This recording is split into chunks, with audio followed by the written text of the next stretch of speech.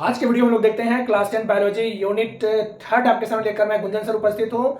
यह चैप्टर 2 है रिस्पायरेशन, श्वसन। जी हाँ, श्वसन के आगे का जो पार्ट है उसके बारे में लोग जानते हैं। तो आज का इंपॉर्टेंट क्या है, इसको हम लोग देखें कि पौधों में श्वसन क्रिया जंतुओं के श्वसन क्रिया से कैसे भिन्न है। आज के टॉपिक में जो इंपॉर्टेंट हम लोग देखने जा रहे हैं कि पौधों में श्वसन क्रिया यानी पेड़ पौधा जो श्वसन की क्रिया करती है जंतुओं के श्वसन क्रिया से किस प्रकार भिन्न है, दोनों में कौन सा ऑर्गन और किस तरह से श्वसन कार्य करता है, इसको जानते हैं। तो देखिए, पहला क्या हो गया कि पौधों में जो श्वसन क्रिया होती है ना, तो पौधों के प्रत्येक भाग से यानी कि जड़ से, तना से तथा पत्तियों से अलग अलग श्वसन क्रिया होती है। बहुत इंपॉर्टेंट बिंदु है यह, ऑब्जेक्टिव में, कॉम्पिटिटिव एग्जाम में भी आता है कि पौधों के किस भाग से श्वसन क्रिया होती है। ऑलराइट, तो इसका आंसर हो गया कि पौधों के प्रत्येक भाग अर्थात जड़, तना तथा पत्तियों से, तीनों से अलग अलग, जड़ से भी श्वसन क्रिया करेगा, उसका तना भी रेस्पायरेशन करेगा और इस तरह से पत्तियों से भी श्वसन क्रिया होती है। तो पौधों के सभी भाग से श्वसन क्रिया अलग अलग होती है। राइट, अब देखिए दूसरा क्या हो गया, सबसे इंपॉर्टेंट डिफरेंस, जंतुओं में श्वसन गैसों का परिवहन होता है। जीव जंतुओं में श्वसन का परिवहन होता है। जैसे मनुष्य में हीमोग्लोबिन होता है जो श्वसन क्रिया को परिवहन करके पूरे शरीर में ट्रांसपोर्ट करता है। हीमोग्लोबिन किस में पाया जाता है? रक्त में पाया जाता है। और इसके कारण क्या होता है? रक्त का कलर लाल होता है। तो किसके कारण हीमोग्लोबिन लाल, रक्त का रंग लाल होगा? हीमोग्लोबिन के कारण। तो मनुष्य में होता है और उसको क्या बोलते हैं? तो परिवहन करता है, यानी कि पूरे शरीर में गैसों का रिस्पायरेशन जो हम लोग करते हैं, श्वसन की क्रिया करते हैं, तो पूरे शरीर में उसको ट्रांसपोर्ट करता है। तो कौन करेगा? यही हीमोग्लोबिन करता है। लेकिन पेड़ पौधों में ऐसा कोई परिवहन तंत्र नहीं हो पाया जाता, इसलिए पेड़ पौधा का हर एक ऑर्गन अपना रिस्पायरेशन करता है। राइट, यहां समझ में आ गया। अब देखिए ये क्लियर है, जंतुओं में श्वसन गैसों का परिवहन होता है, जंतुओं में परिवहन होता है श्वसन गैसों का, जबकि पौधों में श्वसन गैसों का परिवहन नहीं होता है।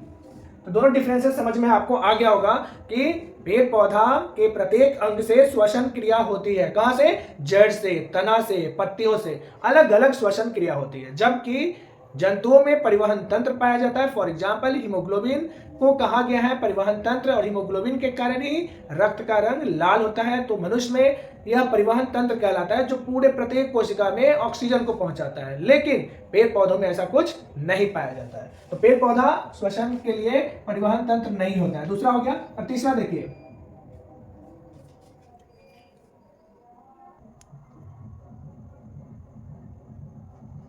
चलिए लाइक करने से थोड़ी सी असुविधा हुई थी, खैर कोई बात नहीं, आगे बढ़ते हैं। फिर हम लोग देखते हैं आगे क्या हो गया कि तीसरा, पौधों में श्वसन की गति धीमी होती है।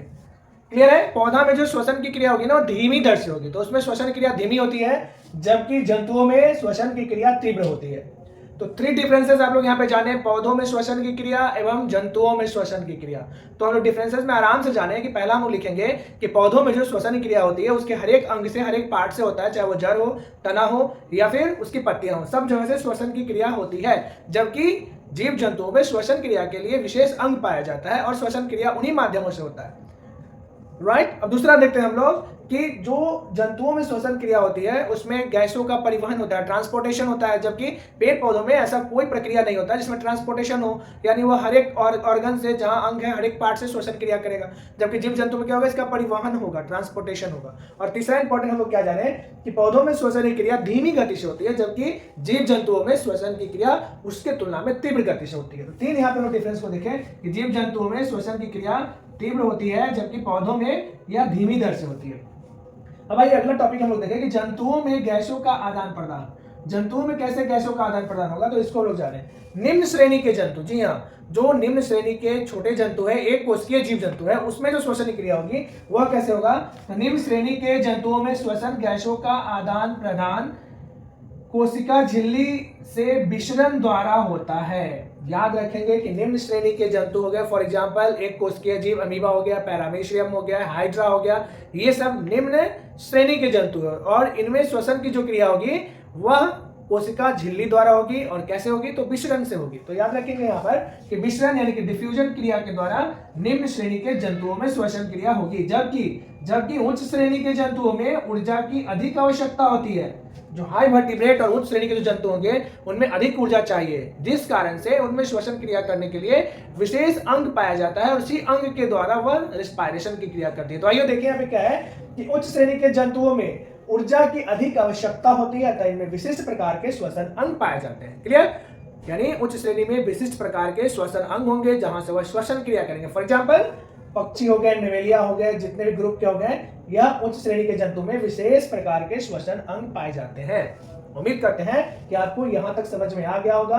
आप वीडियो को पॉज करें और पूरा प्रेम से राइट डाउन करें। ओके, तो